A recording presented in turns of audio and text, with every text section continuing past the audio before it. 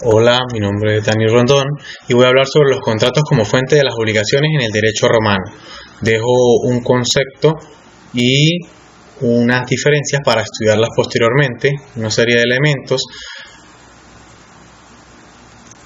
y la clasificación general de los contratos, según su modo de formación, por su origen, que pueden ser in iure civilis, entre ciudadanos romanos, e in iures gentium, que es entre extranjeros.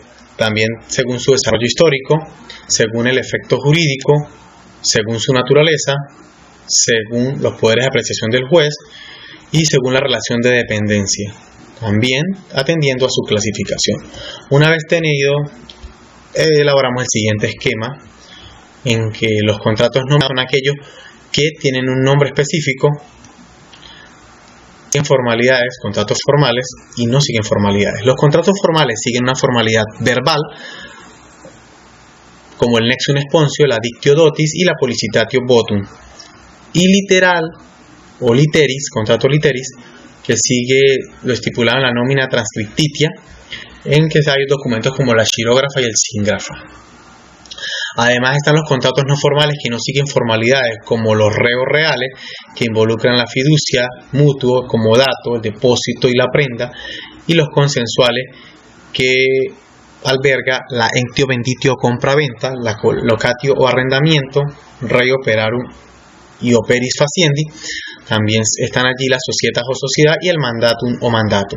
Los contratos innominados son aquellos que no están dentro de lo estipulado, pero que siguen una serie de fórmulas de las cuales se abordará más adelante, y allí se involucran la permuta, la stigmatatum, el precarium y la transactio, y los cuasi contratos que no se abordarán en la siguiente presentación, pero que vale mencionarlos, como lo son la gestión de negocios, enriquecimiento injusto y la indivisión. En todo caso estará presente allí la información para que la vean con detenimiento. Vamos a empezar con los contratos nominados. Son aquellos que tienen nombre específico y particular, confirmado por el derecho, con acciones que lo catalogan individualmente. Son formales, pues los contratos verbales siguen el pronunciamiento de una serie de palabras. Allí tenemos como un ejemplo la dictio dotis, la promesa de dotis, en el que el pater familia se obliga y compromete a la dote en favor del marido. Un sujeto pasivo, la mujer, y un sujeto activo, el marido. Posteriormente, este término entra en desuso y desde fuerza obligatoria la promesa se convierte en un pacto legítimo. Otro ejemplo de contrato verbalis es la stipulatio o estipulación, que consiste en un contrato verbal por excelencia, hace exigible toda convención. En él una persona, el acreedor, interroga a otra, el deudor, quien respondía positivamente para desarrollar el contrato. El efecto jurídico, solo uno de los contratistas, en este caso el deudor promitente, está obligado frente al acreedor estipulante.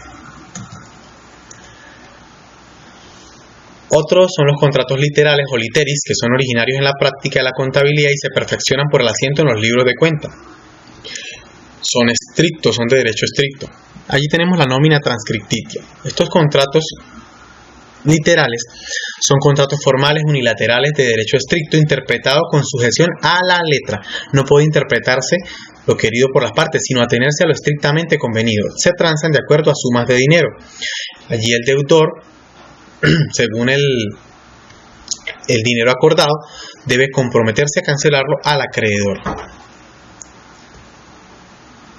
Dentro de los contratos nominados literis está el contrato xirógrafa, que es un documento firmado por el deudor y que conserva el acreedor.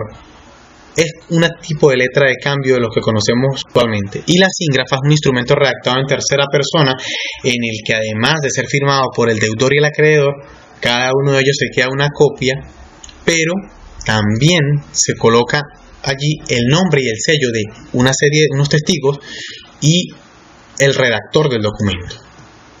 Seguidamente tenemos los contratos, dentro de los contratos nominados, los contratos no formales, que no siguen una formalidad.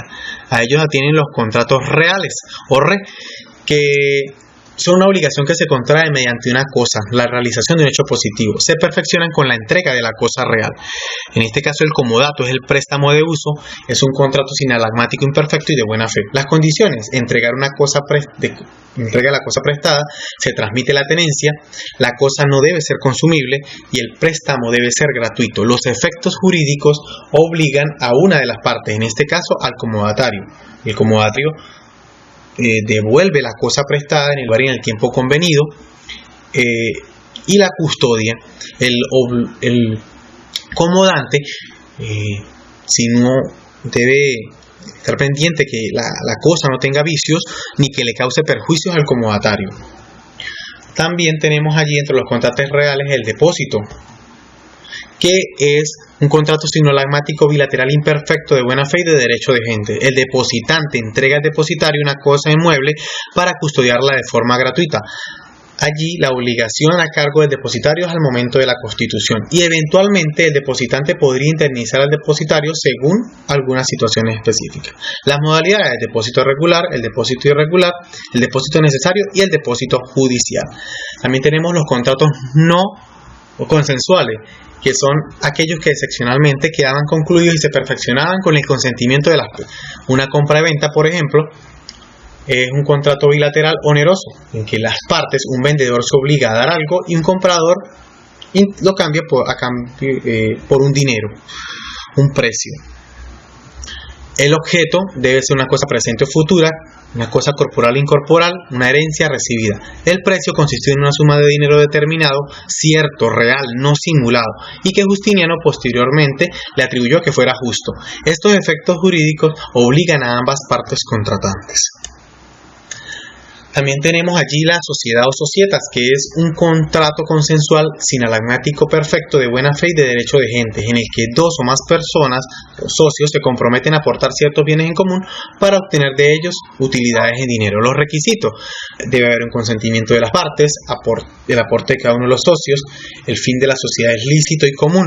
Los efectos jurídicos no recaen sobre la sociedad, sino sobre los miembros, sobre los socios, que adquieren derechos y obligaciones. Asimismo, tenemos los contratos innominados, que son aquellos que no formaban parte del derecho clásico, y que los contratos nominados no se les consideró. Las características: no tienen un nombre específico, se apartan del derecho clásico, se caracteriza por hacer una prestación de servicio y se les conoce con un nombre de contratos atípicos. El jurisconsulto Paulo los denominó en la siguiente fórmula: do ut des, doy para que des; do ut facias, doy para que hagas; facio ut des, hago para que des; facio ut facias, hago para que hagas. Consideraremos dos ejemplos. El primero, la permuta o cambio de la fórmula dot ut des, doy para que des. Es un contrato en el cual una persona transfiere a otra la propiedad de una cosa, a cambio éste le transfiere, el que la recibe, la propiedad de otro objeto. Dar algo para recibir algo a cambio. Se diferencia, ambas partes responden de la evicción y de los vicios ocultos de la cosa. Se diferencia de la compra y venta, pues en la compra y venta hay obligaciones diferentes para el comprador y el vendedor, mientras que en la permuta las dos partes tienen el mismo papel y hay un intercambio de propiedad y una recepción de dinero opuesto. Otro ejemplo es el estimatum contrato estimatatio. Dot ut facias, doy para que hagas. Es un contrato en el cual el propietario de una cosa, después de valorarla y estimarla, la entrega a otro para que éste la venda. Posteriormente le entrega un precio convenido o le devuelva la cosa. Es un contrato innominado más antiguo. Los riesgos los soporta quien la entregó, si es quien sugirió el contrato. Si lo formuló el que la recibe, este corre con dicho riesgo. Y si no hay riesgos, sino simple consentimiento, quien recibe responde por dolo y culpa. Este es un ejemplo sencillo. Tito le presta una vaca a Cornelio, quien la vende en 50 denarios. Tito le dijo que tenía que darle 35 denarios, por lo tanto, Cornelio le entrega esa cantidad de dinero y el excedente le queda a él. Doy para que hagas. Finalmente, pues se dejan las referencias para consultas posteriores y se dejarán los enlaces para que los puedan consultar. Muchísimas gracias y hasta pronto.